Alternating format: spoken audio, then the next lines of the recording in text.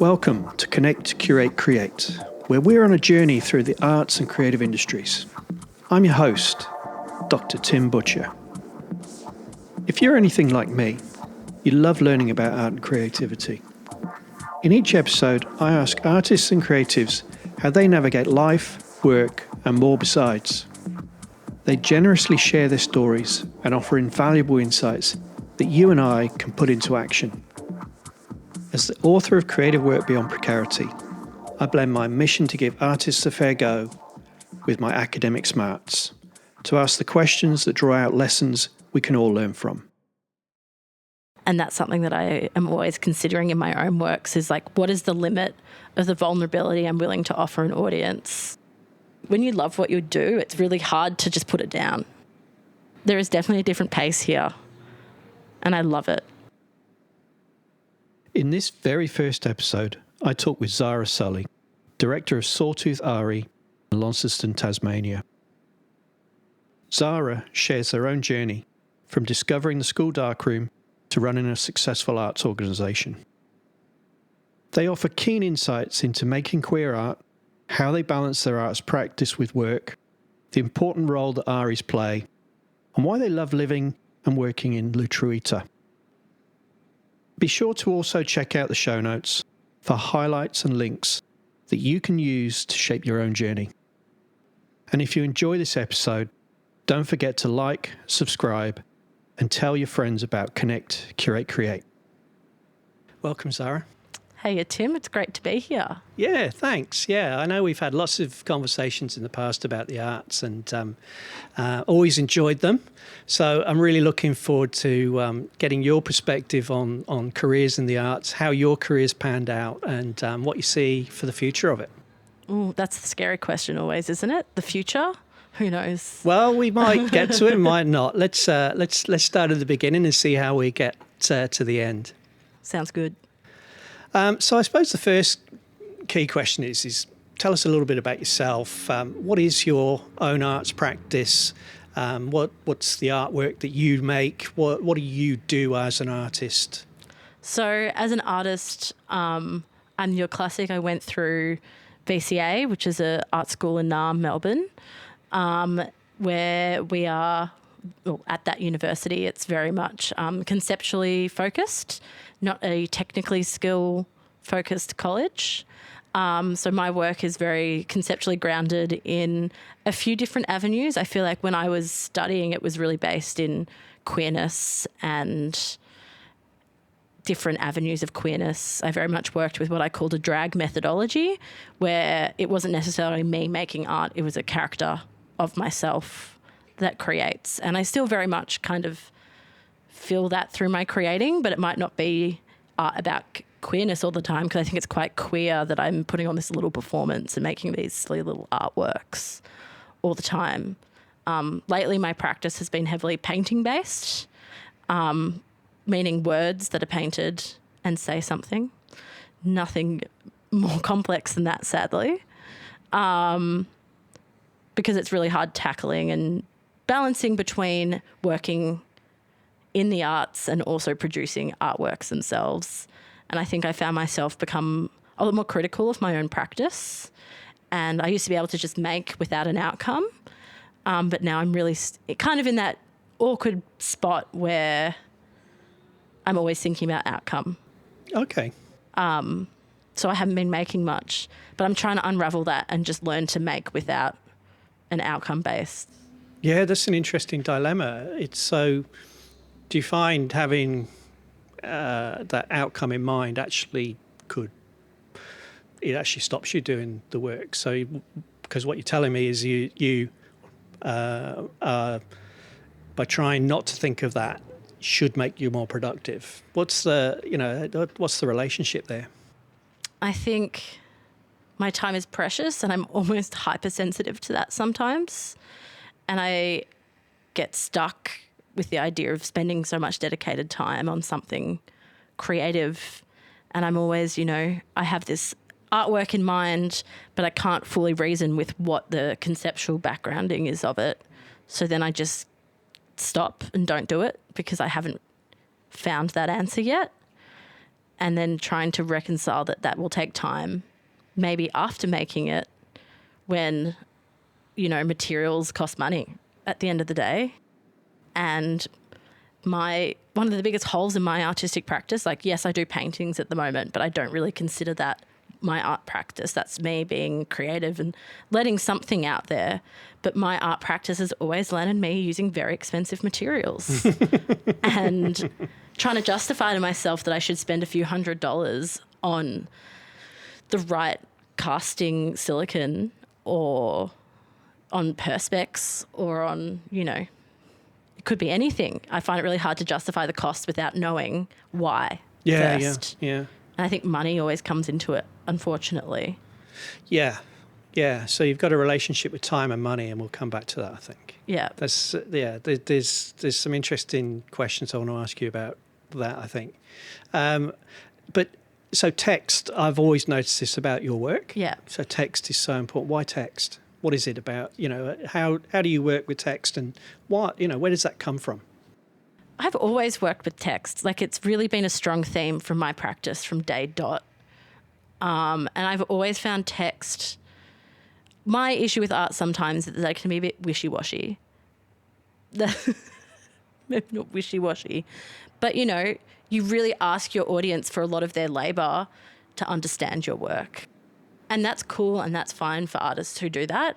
But I think text gives you an immediate in on being able to unravel a work sometimes, or a relatability. Yeah. Obviously, it comes with its own issues that, if English isn't someone's first language, my work might not be overly accessible to them. But that's my audience at this current stage in time is, I don't know if I have an audience, but I would say my audience are mostly English speakers. And I like to give them a straight in, and also relatability. I'm really passionate about relatability. Right. And being able to relate to art. And I think text that can be understood directly and clearly gives a easier in for relatability than maybe a painting of a sock. Yeah. Not that I could actually paint a sock, because that's too much technical skill. Yeah, and the text the text that you are producing, working with, for me, it's you're showing me something about yourself. Yes. So there'll be a piece of work, for example, that will talk about how you're feeling in a particular moment or a situation, or something you're working through. Is that right? Or Definitely. It's kind of like sudden moments, and my notes in my phone is full of different ideas for paintings, or just different quotes that I've either said or heard someone else say. That just suddenly I'm like, that would make a painting. That would make a good painting. And then I sometimes turn it into a painting. Friend of mine, artist Ollie Reed, put my text paintings into, I think it was a nice way to summarise them, maybe as a playful nihilism. So yeah, they're definitely really playful and colourful, but they're a bit dark underneath it all somewhere sometimes. Yeah. I mean, in my own photographic practice, I do find myself photographing a lot of signage, and for me, very often it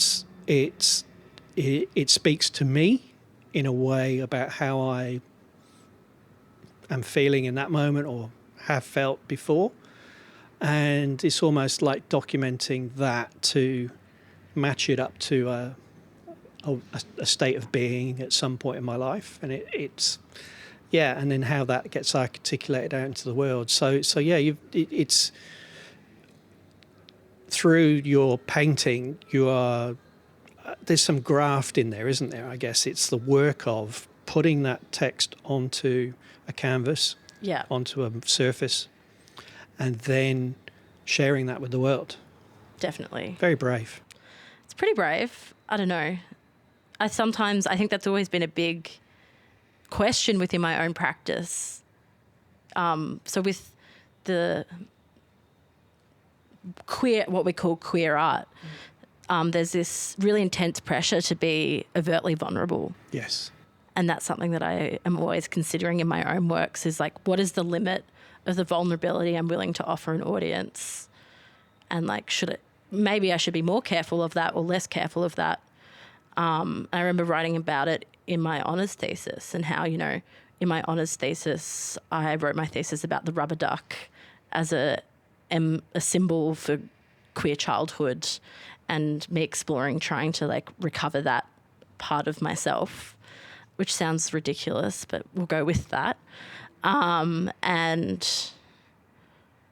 I wrote about my friend's work, Jay Davies, who's a photographer, and their work really has such this honest vulnerability to it. And I was kind of jealous that my art wasn't doing that, because I kind of hide behind that performance. So kind of if you put everything on the table, they're not actually going to see really what they're looking at, maybe. Yeah. That's really interesting.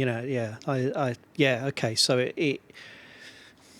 you're not as you referred to before. You're not putting necessarily your whole self out there, but you're portraying that your art portrays a character that you have created. Is that? Yeah. Okay. Yeah, I would say that. Yeah. I've got to have that little protection. It's like I don't work under my legal name. I'm really afraid of putting my ultimate self out there, whatever that means. Maybe I already am doing it and I don't realise. But I have this little protection of fear of giving away my entire self to a career, per se. Okay, we might come back to that. Because I do want to get back to, because the question I really want to ask you is sort of where does it all come from? But not necessarily, I don't want to delve deeper into that at this stage. But I do think that it's sort of, why art? What took you to VCA? Or did you just find yourself there? What is it about making art, being part of the arts, being really quite an important figure in the arts here in Tasmania particularly, and I'd say nationally? How did you get here? Great question. I hope you're ready for a little monologue. Please. Because it's kind of a funny story how I found myself in the arts, but also not that funny and kind of obvious at the same time. So growing up, I loved photography. Always loved it. I was really fortunate that so when I was about 15, I moved schools. I went to 3 different high schools. And at the second high school I went to, there was a darkroom. And there's not many schools that still have darkrooms. Yes, it was black and white. And I loved it. I loved being in that kind of dark, mysterious space with all the chemicals, because I really loved science as well. And I'd spend as much time as I could developing photos, and I don't even know what they were of anymore. They probably weren't fixed properly either, so I won't be able to ever see them again. Oh, wow. So, yeah, I really, really love photography. And I have a sister who's quite a bit younger than me. So she's 8 years younger than me. And so I used to take loads of photos of her as a child. Oh, wow. Yeah. And that was my favourite thing, was taking photos of this little human being who was kind of part me, who's now in her 20s, which is a bit scary. So really love photography. Then I moved from that middle high school to a different high school called Swinburne Senior Secondary College. And that was seen as an alternative high school. I suffered from mental illness, like a lot of teenagers do.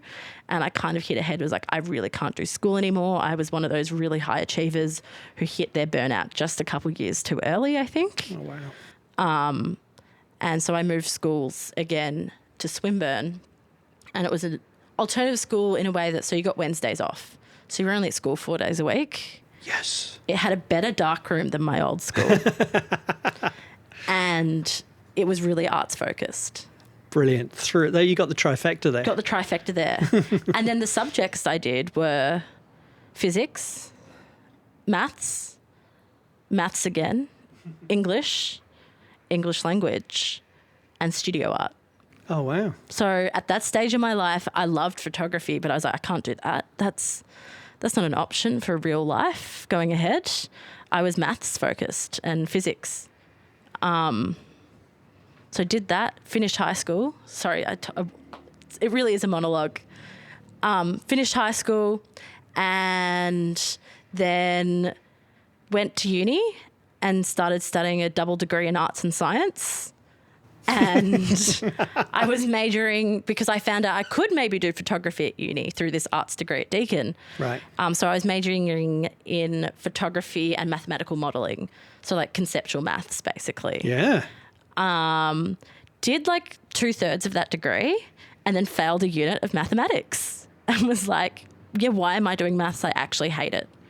I'm not very good at it either. I just was told I was. And, you know, I knew that I could be a teacher and make a career out of that. And, you know, everyone loves their numbers. And I was really afraid of delving into the arts. I'd even applied to go to art school when I finished high school, but my interview was the same week as schoolies. So I chose to go to schoolies instead of try out for art school because I was like, you've got to do the numbers thing. I was like, it's clearly pushing me towards the numbers, but it wasn't. And then I applied for VCA. After I failed a maths unit, my other friend had failed her marketing unit and she was doing marketing at the time. And it was really funny because we were both these massively high achievers in high school and failing would have been like our worst nightmare and it came true. And I was like, yeah, I actually hate my degree. Like, I don't know why I'm doing this. I love photography though. So I went to art school, went to VCA, got in, was in the photography course and was like, I'm a photographer. That's what I am. I'm a photographer. And then I realised, oh, I'm an artist. Whoopsies. VCA had a colour darkroom, which was why I chose it out of all the art schools. And then I went to the colour darkroom once, ripped a negative and never went back in. And... So just because... So ripped a negative... Sorry, yeah. You've just... I mean, so just that one thing, you just never went back in? Yeah, So never went back into the darkroom since then. You chose to go digital photography? Or? No, I use alternative ways of image making. Yeah. So a lot of my practice, if it's not text-based, it's based around the scanner. So I scan a lot of images and that's how I make it because that's how you get your highest quality of images through a scanner because you're working with more data that can be captured. So it's basically you're working with like a scanner size negative. Yeah. And like one of my artworks, I blew up a piece of glitter. Eventually I managed to blow it up to be about 40 to 50 centimetres wide was a piece of glitter. And I could do that because of the scanner and its abilities and its gain and loss of information through scanning and rescanning and layering. Yeah, so I suppose the darkroom was that dark, mysterious place you described, but actually, there was a pivotal moment, you know, that I don't necessarily need to interrogate that. Yeah. As a photographer with a darkroom practice myself, I am interested, but for our audience, what you've described there about using a scanner, it's whatever technology you're using, whatever process you are working with, you're manipulating, you're working with materials to see how far you can push them, I guess. Yeah, definitely. Yeah. Yeah, all about manipulating the audience. Well, I was thinking of upstream to materials. Yeah, manipulate materials. Okay, so maybe we'll come back to maybe not the audience. Or maybe that's when you come back for series 2. Yeah, we'll interrogate manipulating audiences. So look, you talked about your relationship with time before, and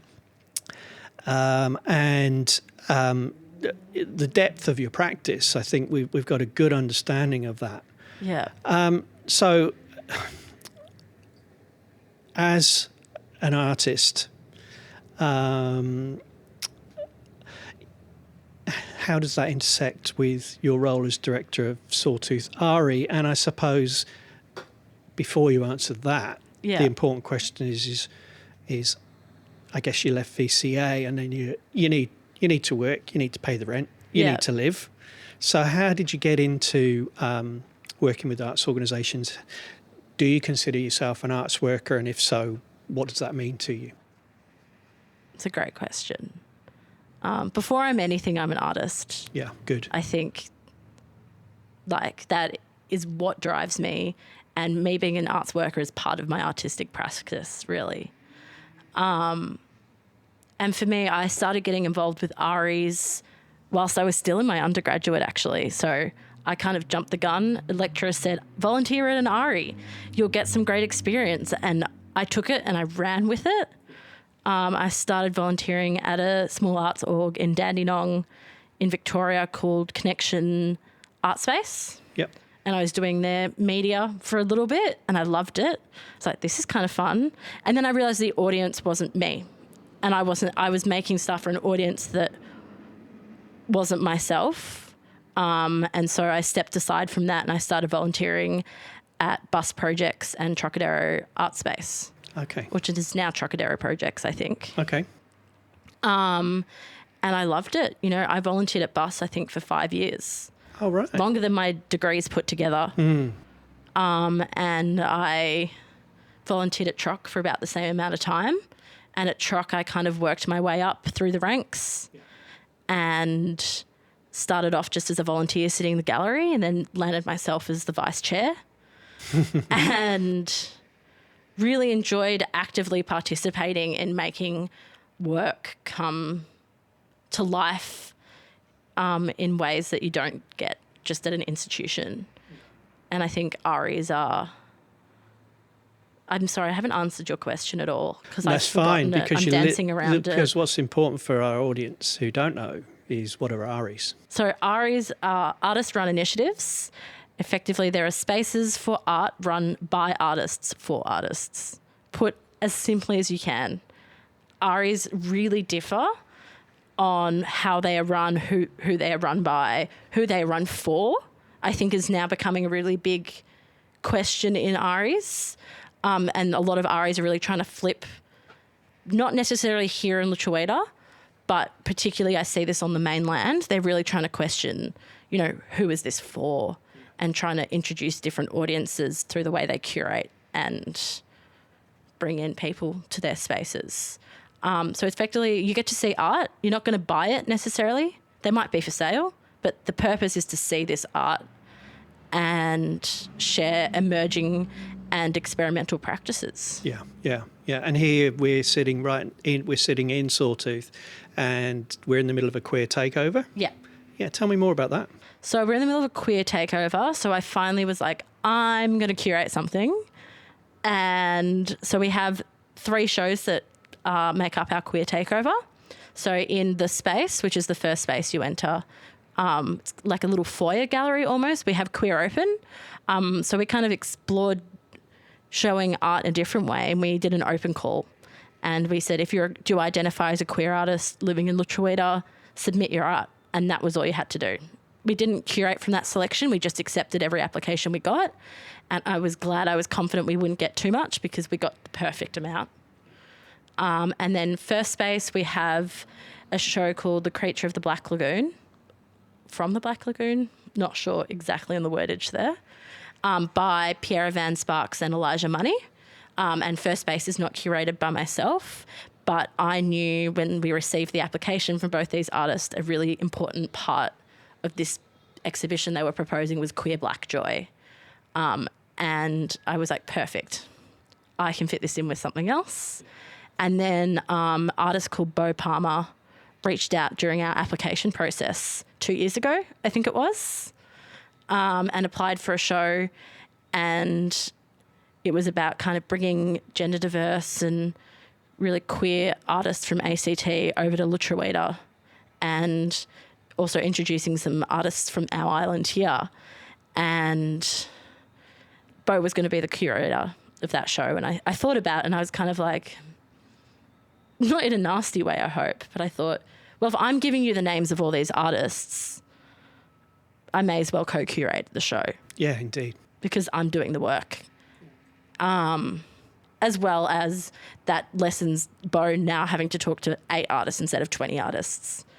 And I know the capacities that Sawtooth has that Bo does not. So we worked on that for about 2 years, curated artists, and we worked quite differently. Like, you know, typically with queerness, for Hot Mess is what the show's called. Typically when you do queer art, you're always trying to sanitize it and you try to put it into a nice little neat pocket and an aspect of what queer art could be. Yeah. But what we tried to do is really not do that, because we're trying to embrace the messiness of queerness. And I know other orgs have issues with that. But, you know, we see the NGV did their big queer show, I think it was late last year or the year before that. Like, if a big giant org can use a framework of just queer, why can't a smaller org do the same? No, indeed. And I really wanted to challenge that idea. So that was kind of the premise we went to our artists with. So I reached out to artists who I knew were queer, some artists who don't necessarily always make work about queerness, but that was very much my pitch to them, was like, you know, reflecting on queerness and what that means to you, or however they wanted to explore that within their own practices, which was, you know, super exciting but tricky. Well, and as you said before, you know, there's a brave, well, I think I inferred that from what you'd said at the start, is there's a bravery to a queer practice that about the performativity and the putting oneself out into the world and what you put out. Definitely. So the more open the brief, the more care there is in the curation. That's what I think. Yeah, right. Marguerite Carson, who's one of the artists in the show, we were reading this article, and I'm not going to get into details, but it was kind of, you know, someone had been curated into a queer show and didn't feel safe because it was such a refined aspect of queerness that they were looking at.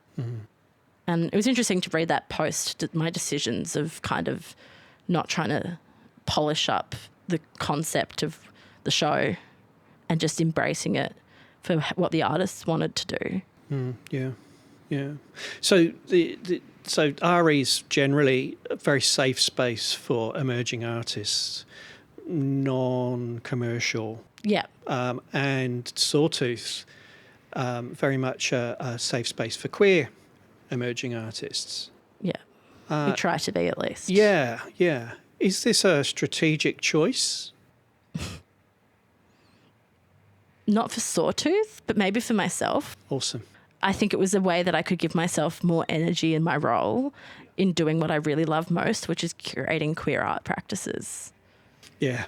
That's really, at the end of the day, I come back and forth between what I love doing, and queer art is what I love the most. It's what I read about the most. It's what I talk about the most. And it was me able to, you know, bring that into my role here at Sawtooth. It gave me a new energy that I hadn't had for a little bit. I think I was kind of running dry a bit, but being like queer takeover, it showed me that my hard work has kind of paid off in a way in making it a safe space, or as best as we can. I kind of hate the phrase safe space, not to just because I don't think any space is ever truly safe, especially queer spaces. Of course. I think they can often end up being the most unsafe spaces because you expect them to be so safe. Ah, okay. Yeah, that gives me something to think about. Yeah, I can say that's a totally different tangent, but something that I do. I live in a very queer household. I live with two other queers, and we regularly are talking about, you know, creating queer spaces in Launceston and the trials and tribulations that come with that. And without going into information, because I don't want to. No, of course not. One of the big reasons why I actually left Melbourne was due to attempting to create a queer space.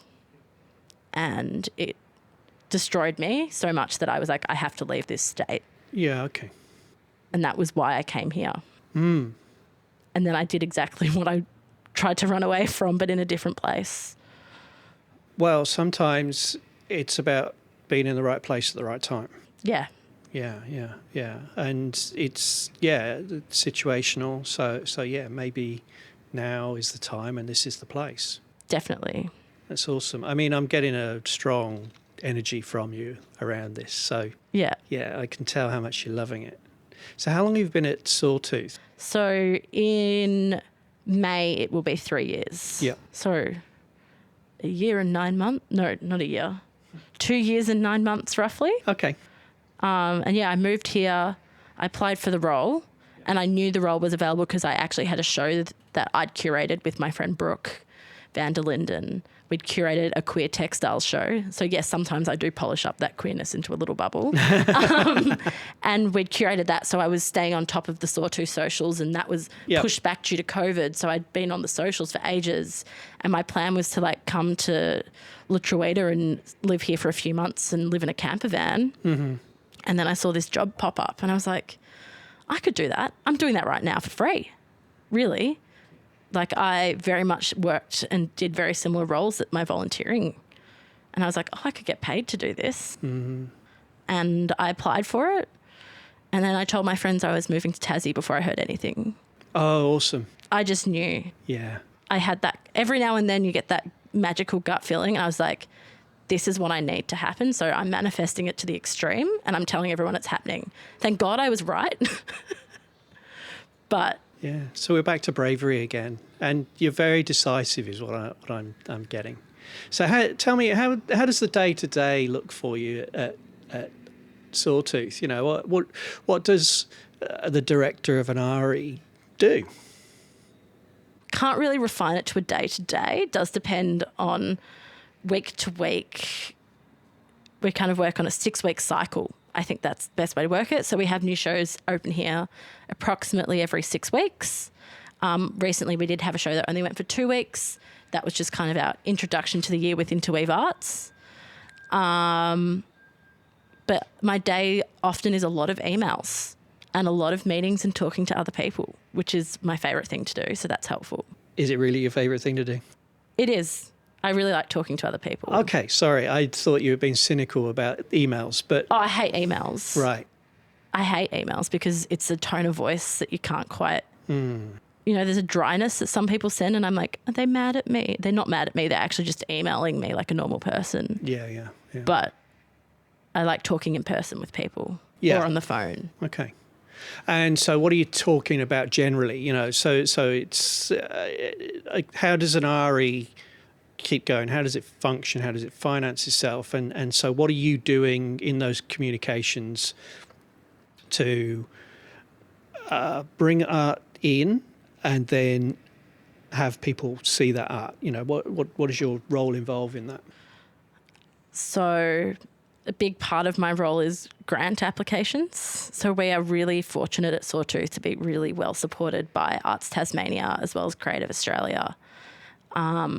And that is really unique to Sawtooth, not all ARIs. Like, I have to make that really clear, I feel, because a lot of ARIs are purely volunteer run. Yeah. And every dollar that comes in goes straight back out.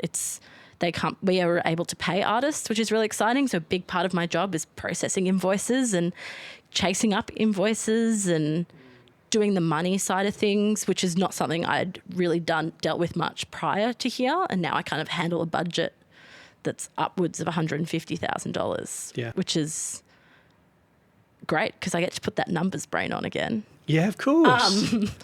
There you go. It came back round again. Yeah, it came back around again. So, you know, invoices, money, budgets, grant writing to get more money for different things, different projects, contacting artists, touching base with them. I really like to try and touch base with artists at least a couple months out of their exhibition to know what they're planning, know what their tech needs are.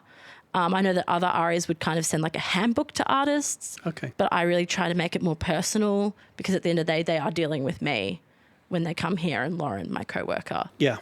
And if they get this giant catalogue of information, I'm not sure they're going to read that. No. But if I sit with them over Zoom or in person, I know what information they're taking in and what they're not. Yeah. And then it's, you know, working on little side projects. We've worked recently with the City of Launceston ABCDE learning site. We work with the University of Tasmania on a vitrine project where I curate 2 vitrines, which are glass boxes on the 3rd level of the library there. So I really put a few days, I try and really designate into curating that and, you know, thinking of artists who could work with this space because it's a really tricky space to work with. You've been running some workshops? Yeah, running workshops. So we were lucky to have City of Launceston support us last year with a pilot program of workshops, which was maybe the most fun I've had doing a different type of program here at Sawtooth because that wasn't here. We didn't really do that when I first joined, just because we were coming out of COVID, I think, as well. Yeah. And getting people back into the space has really been kind of a tricky thing, particularly because we also moved buildings just as COVID hit. Okay. So we moved buildings, closed down, opened up weirdly, and it's only now that some people are coming back into the space. But at the same time, the numbers don't reflect that, which is really bizarre. You know, there are people like, oh, I haven't been to you since you're in Scimitar Street. I go, well, that's interesting because we get about double the amount of people we had at Scimitar Street. Vaguely speaking figures, that's not necessarily No, sure. But accurate. But yeah, it's so, yeah, I suppose with your numbers head on, you know, I mean, how do you keep track of everything? You seem to have a workflow, a process. Is that something that you just keep in your brain? Where does it come from? Does it come from experience, having worked in ARIs before? Are you developing that as you go, or do you have a rigid system that you follow? I work on it as I go. I think it's learning to be responsive is a really important part of the way the ARI is run, I think. You can't have everything planned to a T. It doesn't work like that. No. Art doesn't work like that. So a lot of it is just hovering in my brain. Google Calendar. I am infamous for sending myself emails at 2:00 in the morning of things that pop into my brain that I need to do the next day because I forgot to do them that day, or I'm afraid I will forget to do them. And I'm working on it. Like, I know that's not the healthiest work pattern to be working with, but when you love something, when you love what you do, it's really hard to just put it down at the end of the day. Yeah, I can understand that. And I can't turn off my 2 a.m. shower thoughts that I have forgotten to send an email to someone. It's better than me sending the actual email. Yeah, sure. You know, it used to be me do the actual work and then schedule send. Now it's, you know, send myself an email to remind myself when I'm back on working hours. Okay, yeah. Because you can't expect when things happen at ARIs, especially because we have a board of volunteers. You know, they're not going to respond to your email in the middle of the day when they're at work. No. They're going to respond when they're back home from work. So that's when I get my board responses. The same goes for artists. They also have jobs a lot of the time, and they're not going to respond to me. No, and likewise, when they do respond, it might not necessarily be on your working day or, you know, or on your schedule. So you're working asynchronously quite a lot, I guess, you know. Yeah. So you're always thinking ahead, trying to...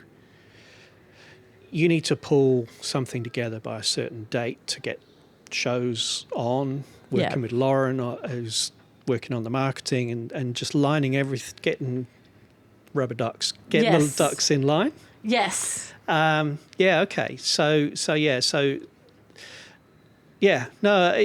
What would you say in that process would be, say, the key challenges you face? Would there be sort of 3 challenges you reckon that you face here at Sawtooth? What is it about an RE specifically, or is it something that would apply in all arts organisations and institutions? I think we kind of touched on a bit turning off at the end of the day. Yeah.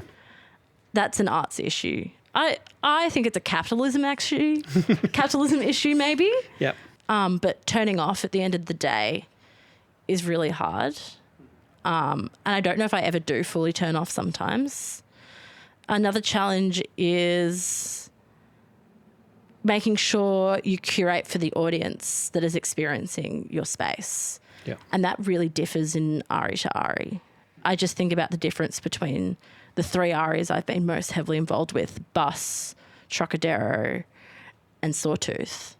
You know, we have 3 very different audiences, and you have to learn how to curate that towards your target audience, as well as curate something that will appeal to non-artists, which is a unique issue to Sawtooth. Not issue, challenge. Yeah. Because a lot of our audience are not artists. Yeah. And I love that. And that's part of my pride and joy here, is that, you know, we have people who aren't artists come through on the regular. Yeah. And you would not find that in a lot of ARIs on the mainland, I would say. Okay. But that's also a challenge, is how do we also get these audiences in here, which is not necessarily something I've had to think about before. No, okay. And my last challenge would be making time for my own creative practice when my entire work life is creative practice as well. Yeah, sure. So is that, so you talked about, again, so we're back to time in terms of, switching off or you're activating at 2 a.m. Yeah. All that sort of stuff, So yeah, how do you bridge that intersection between, your own practice? How do you distinguish between them? How do you make time for your own practice these days? I don't. Okay. Put simply. If there is an outcome that I can aim towards, I might do it. Like I had a great idea at the beginning of the year that I was going to apply for every arts competition that I could, because that's like an easy outcome base. Yeah. Respond to the prompt, apply. I did one, which is better than none. Yeah. And it's because I'm kind of itching at what that prize stands for. Yeah. So like I'm also like to challenge the institutions themselves. How cliche. But I'm working on it. Definitely working on it. I bought a new camera. Oh, wow. So I've actually been taking photos again. Oh, fantastic. So maybe I'm just going back to the beginning to try and get back into it somehow as well. Yeah. And, I've taken 2-3 rolls of film this year, which for me, that's a lot. Yeah, sure. Already when we're not that deep into the year yet. Well, no, that's like one every couple of weeks. Yeah. Awesome. Have you processed them? Lost one of them. Oh. And then one got processed. Not the other one's not finished yet. It's got like a photo left. Yeah, right. Haven't found the photo yet. Okay. Well, that sounds really positive. Like, so yeah, I suppose almost 3 years here, and something when you were talking about all the funding that you have, and it's absolute awesome success. A lot can be attributed to you and your tenure here.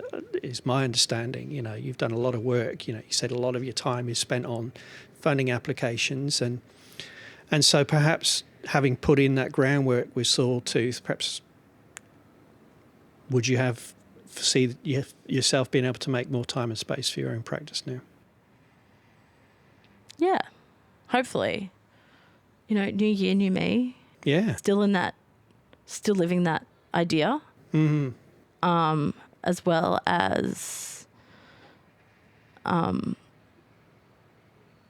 still hopeful. It's the early of the year. We'll see again when it's winter. But I feel like I always do the classic thing that a lot of people do, which is new year, new me. I'm going to make all the art. I'm going to make it happen. And, I'm talking, one of my dear friends, we often talk about art ideas. And, last night I curated a show. It sounds great in my head. Haven't written any of it down. Sure. But I'm actually having ideas again. I got really ill at the beginning of last year. And I think that also put a massive impact on my ability to create. Yeah. Because I suppose what you've touched on is the importance of understanding ourselves, our health and our well-being, how as artists, as arts workers, it's so important to understand our relationship with time, with the space, with and how that affects us. How those 2 a.m. email reminders to ourselves, whilst they're really great for keeping the work flowing, how is that actually impacting on your own practice, your own well-being? And I love a book called Atomic Habits. When you were speaking before, I was just thinking about, just changing a couple of things in what you do, buying a new camera and putting a few rolls through it. And then also accepting that actually, I've shot almost 3 roles this year, and that's a win. Yeah. That's a win. So I suppose to begin to sort of draw some conclusions on everything. I mean, thank you for sharing so much, Zara. Where you're at now in your practice and your work as a director of an ARI, I suppose what would be the things you've learned that if our listeners were wanting to explore their own practice and their own career in the arts, what are the things that you've learned along the way that they might benefit from? If you want to be like a fully practicing artist, maybe having a job in the arts is actually not the answer for you. Right. And I know that sounds kind of disheartening sometimes, but a lot of my mates who are still making are the ones who don't work in the arts. No. And also, sometimes your creative practice might not be physical. Like I am actually still practicing a lot. I have a lot of notes on my phone. Yeah. I have a lot of ideas. They just might not have physically come out yet, and that doesn't disregard them as any less valid just because I haven't made them yet or anything. And I think, it's okay to write ideas down and not action them straight away. Like sometimes sitting in your studio is just sitting there and thinking. Yes. And that's hard to do. Yeah, and I think that is what is underappreciated in society today. Is we live in a time-compressed, busy world, and so making and having time to sit and think and to feel. I think also, I sort of, I'm really interested in how embodied an arts practice can be and how embodied working can be, so sitting behind a desk all day and then going home and expecting yourself to just knock out a painting, that's not going to happen. But if you can make the time to sit in your studio or to wander around your studio and ponder, that's making art, right? Yeah. And studio doesn't necessarily mean like a little white box that you can paint in. Like my studio is my kitchen table, which is also my housemate's drag station and my other housemate's studio as well, Studio doesn't have to be a physical space. It's a mindset. Yeah. A few years ago, I did the Tales of Precarity project, and when I was setting up the interviews with artists, I basically saying, well, let's meet in a space where you're comfortable, your studio or wherever. And not one of the artists actually took me to a studio per se. There was kitchen tables, there was a storeroom, there was a local cafe. Yeah, so the notion of having those studio spaces, a loft apartment in the Bowery in New York City. It's all part of the mythology. They are very real spaces that some wonderful artists have made some wonderful things in. But for many of us, perhaps the space in which we work is, as you say, it doesn't have to be so physically manifested. Yeah. Yeah. Another thing I feel compelled that I need to say Please. as well is that I also want to acknowledge what a privilege it is to work in the arts. I was handed those right cards and I am so privileged to be where I am. And a lot of other people won't get that privilege. And I'm lucky that I have supportive parents. I grew up in a stable place. I grew up where when I told my parents I was quitting mathematics to do arts, they supported it.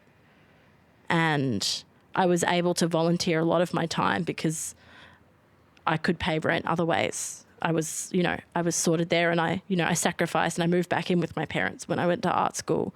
But I had that as an opportunity. Yeah. And I think it's such a privilege that I am where I am today. And I don't want people to think that, oh, poor me, I really, really struggle. I get to follow my dreams and my passions in ways that a lot of other people don't. And I'm also at a stage where I'm financially stable in doing that. Yeah. And that's huge. Yeah, that's awesome. It's really awesome. Yeah, because you did say before, you know, if you want to pursue your practice, don't work in the arts. So I was going to ask you, you know, if you weren't working in the arts, where would you be working? But I think it perhaps more fittingly is you're loving what you're doing so much. I mean, I'm just getting this energy from you. It's sort of, what next? You know, where do you go from here? Or are you happy where you are? Oh, I ask myself, this is maybe also why my creative practice has been on pause, is I've been asking myself this a lot lately. I don't know what's next. I have like 20 ideas of what could be next. The other week I was considering becoming an accountant. Don't think that's probably what's next for me, but I was considering it for a moment because I would love stability and to own a house one day. Yes. But I don't think that'll be happening anytime soon. I don't know what's next. I would really love to delve into research and academia, because I find academia is really inaccessible to the people who it's for sometimes. And I want to be part of that change that I'm seeing people like you and so many other people out there who are kind of challenging this institutional idea of who academics are for. So that's maybe where I'll be going, but ask me tomorrow and I will be opening a cafe with my boyfriend in a tiny beach town. So we'll see. Yeah. Yeah. No, thank you. I've got one last question for you. Yeah. In one word, why Tasmania? What's so special about it? One word? More if you wish. It's difficult on purpose. I'm going to give it the 3 Ps. Pace, people, and place. The physicality, the beauty of this island. You know, I went driving around the north coast, or not northern part of Lutruwita yesterday, and it's like, wow, I live here. Like, whoa. And the people, you know, I really did not expect to find a queer family when I moved here. Yeah. And the pace. I mean, I still do have mainlander brain on a bit, where you've got to run. But there is definitely a different pace here. And I love it. That's awesome. Thank you so much, Zara. Thank you, Tim. Great to chat. Thanks for listening to this episode of Connect, Curate, Create. I hope you found inspiration and insights that you can apply to your own creative work. For highlights and links, check out the show notes, and be sure to follow us on your favourite podcast player so you never miss an episode. Tune in next time as I continue to explore life and work in the arts.